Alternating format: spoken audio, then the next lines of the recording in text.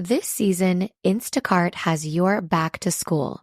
As in, they've got your back to school lunch favorites like snack packs and fresh fruit. And they've got your back to school supplies like backpacks, binders, and pencils. And they've got your back when your kid casually tells you they have a huge school project due tomorrow.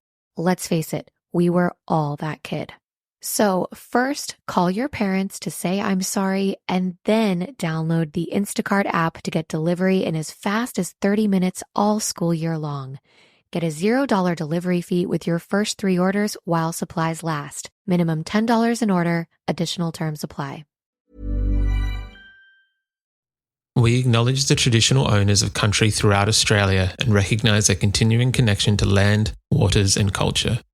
We pay our respects to their elders past, present and emerging. Welcome to This Song Is Yours, a podcast where we dive deep into the world of music and uncover the stories behind your favourite songs and artists. I'm your host, Simon Fink, and I'm thrilled to have you with us today. Our guest on today's podcast is singer-songwriter Michael Marcagi. The folk rock songwriter hails from Cincinnati, Ohio, and has been honing his craft over the last number of years. After his indie band disbanded after a few years of touring, Michael went back to his first love, which was folk music. Now, after releasing a few songs and getting signed to a major label, his song Scared to Start went viral on TikTok and catapulted him to a whole new audience. He's since released his American Romance EP and has been touring the world for months now. That brings us to his Australian tour this month, with a number of dates across the country, including a spot at Spin-Off Festival here in Adelaide. Now, in today's episode, we're speaking to Michael about how he found his way back to folk songwriting after his band disbanded. We talk about the inspiration behind his hit single, Scared to Start, and how he got his start in songwriting. We also chat about touring around the world and who he's excited to see play Spin-Off Festival this month. We want to thank Monique for her help with today's episode and include a reminder to purchase your Spin-Off tickets now. You can also subscribe to this very podcast, and details for both can be found in today's show notes. But let's not wait any further. Here is our conversation with Michael Marcagi.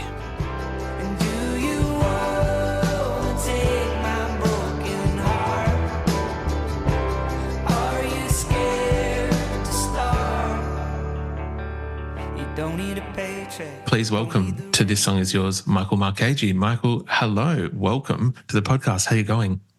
I'm doing great. Yeah, just back in my hometown for a few days before I head out. So enjoying some downtime. Beautiful, beautiful. You are, and please correct me if I'm wrong with this, from the lovely town of Cincinnati. I am. You're correct. What's it like in the start of July? Is that like peak summer for yourself? It is peak summer. I literally just left my friend's house. They got a pool and we were swimming and like grilling out and having just a fun night. It was a very American summer day, I guess. I absolutely love that. Well, thank you for I do apologize you had to kind of leave the barbecue and the fun and come join us. It's all good. It's all good. We are super excited though, because in a matter of weeks you will be down here with us in Australia for your debut Australian tour, which is super exciting. Is this the first time coming over? Yeah, it'll be my first time. I'm so excited. I literally can't wait. Counting down the days. Has any friends or any musician friends kind of given you a heads up of what to expect or what to check out? Yeah, a little bit. I've heard a few things.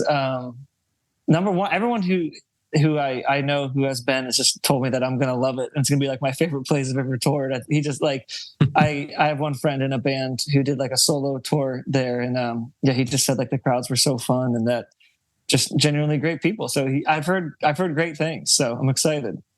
Look, I'm super excited as well that you are coming down. I know that there's a lot of excitement from people around the country.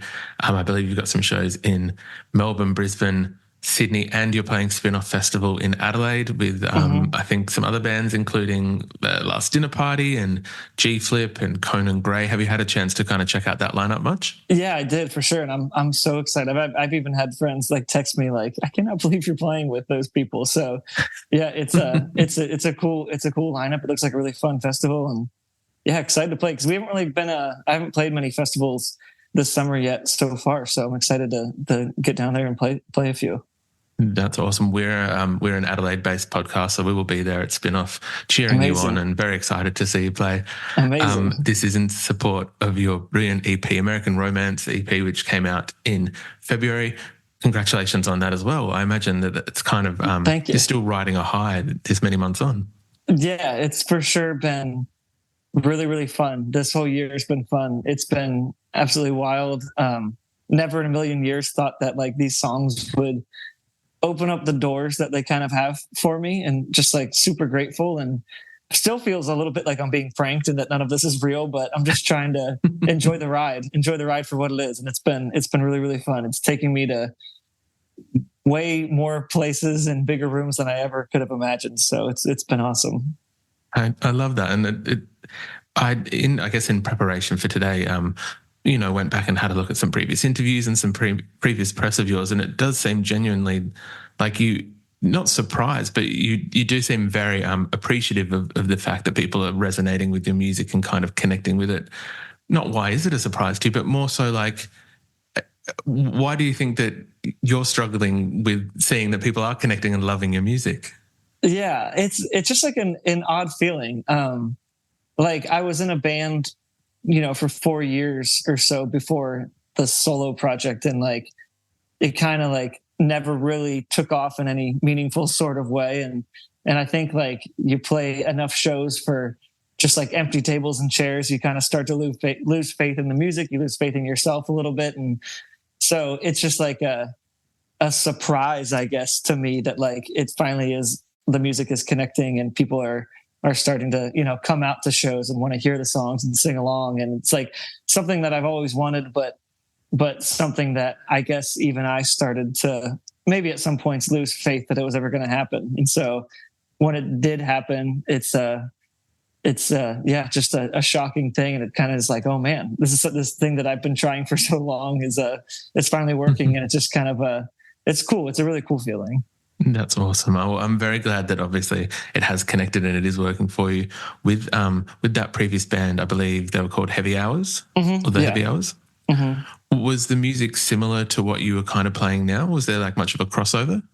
Yeah, it's decently similar. Like everybody in the band kind of wrote, and I think just like the nature of a band is like you kind of want everyone, to like showcase their instruments. So it ended up being more like rock forward music. Like there's a lot like more intensity and like a lot more jamming and stuff like that. And I think for me, I kind of came from a place where I was more into like simple storytelling, and like I grew up listening to like simple folk music, and I always kind of imagined like writing music with the simpler chords and just kind of stripping everything back and letting the lyrics kind of take precedent in the song. And so that was really fun for me when like the solo thing kind of started, was to like kind of rethink how I viewed songwriting and stuff like that. I absolutely love that. We are primarily a songwriting based podcast. I would love to ask, if I may, I guess how you got your start. What was it originally that interested you in songwriting?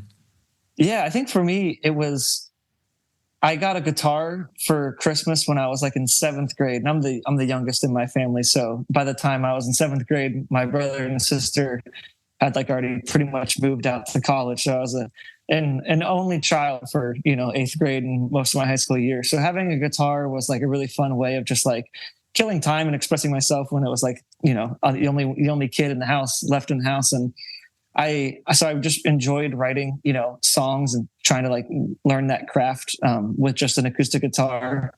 But I also like grew up, my mom had really good music taste, and I grew up kind of listening to like John Prine and Jim Croce and like that kind of like very like American storytelling folk music with just very like simple arrangements that just kind of let the lyrics take precedent in the song. And I was always like, maybe because I was young and it was easy to follow along, but like I was kind of connected to those like really simple folk songs.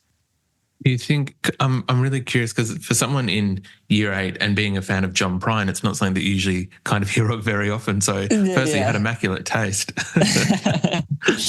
Thank you. Yeah, I like that's like what I remember like riding around in my mom's car and stuff like that when I was really young. But then like when I got to like high school and stuff, like I was really inspired by kind of like that folk movement of like the like Lumineers and Mumford kind of had when I was in high school. Like I think they had like that big moment where they were like peak popularity, and that was really cool seeing bands like that play arenas and Red Rocks and stuff like that. So I know at the start of today's interview, we kind of mentioned that you're from Cincinnati. Obviously, the music scene from Cincinnati as well kind of is famous for a bit of like a mixed bag of artists. I think you've got, in terms of indie bands, you've got like The National, you've got Afghan Wigs, but then you've got Bootsy Collins, you've got, who else was there? I think Walk the Moon, like a range of artists. When you started making music, what was the music scene like there, and how did you kind of find yourself in there?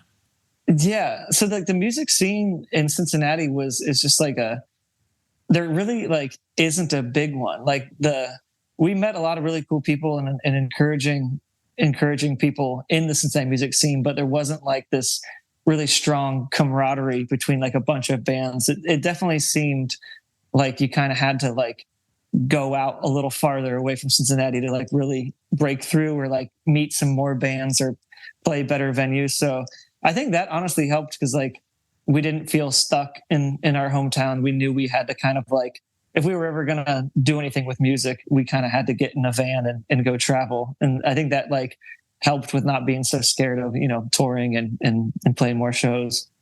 100%. I feel like everything, and I know this might sound a little bit silly or cliche, but it kind of seems like everything that you've spoken about playing music earlier and then in the band has kind of almost equipped you with like the best tools for this project now of coming forward with this EP and with these songs. Yeah, for sure. I feel super lucky with like the way the timing has worked out, where like, although it would have been nice to, have a hit when I was 20 years old and skip 4 years of touring in front of nobody. But I think I definitely needed that kind of like learning curve and learning the ropes of how touring worked and just like how to become a better songwriter and how to play live shows. Like even like when I first started out with the band, like playing a live show was hard. Like I was pretty nervous up there, and it's hard to like keep an audience's attention. And so I definitely personally needed like the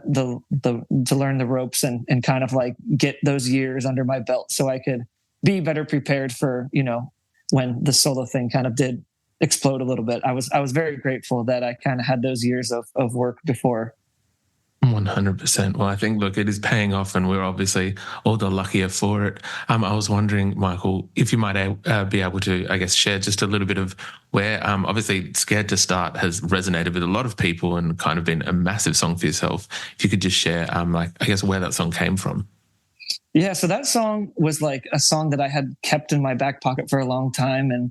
And I always really loved it, but it never really made sense in like the band aspect of it. So when I did the solo thing, I recorded like a bunch of versions of it, and it never really sounded the way I wanted it to sound. And I think it's funny. I have like 4 like very well done recordings of the song that I hope no one ever hears because it's just like not the right vibe.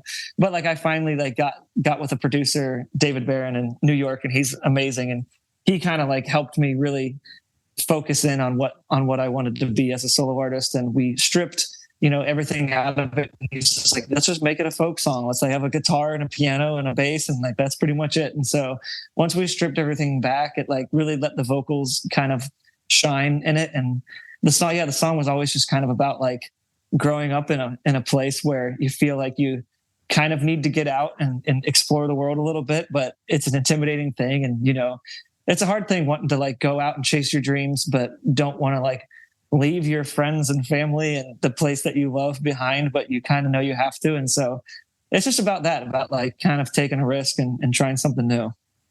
I absolutely love that. Thank you so much for sharing that with us. I do appreciate it.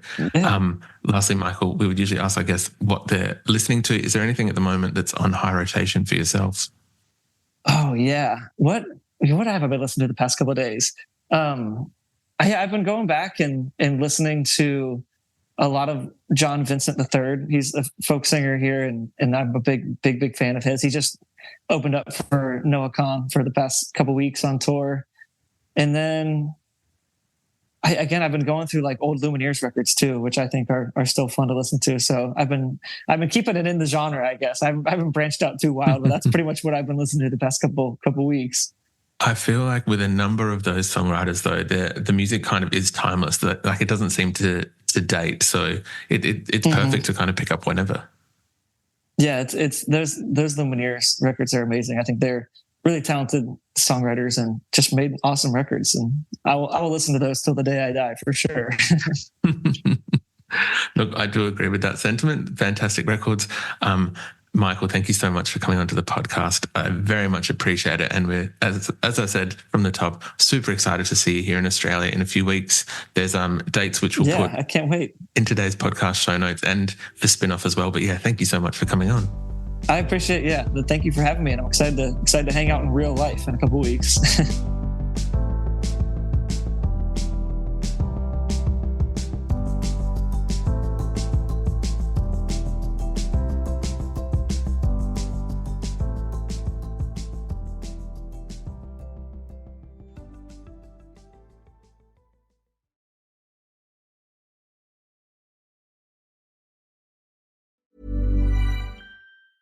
Discover Hydro, the best kept secret in fitness. Hydro is the state-of-the-art at-home rower that engages 86% of your muscles, delivering the ultimate full-body workout in just 20 minutes. From advanced to beginner, Hydro has over 500 classes, shot worldwide and taught by Olympians and world-class athletes.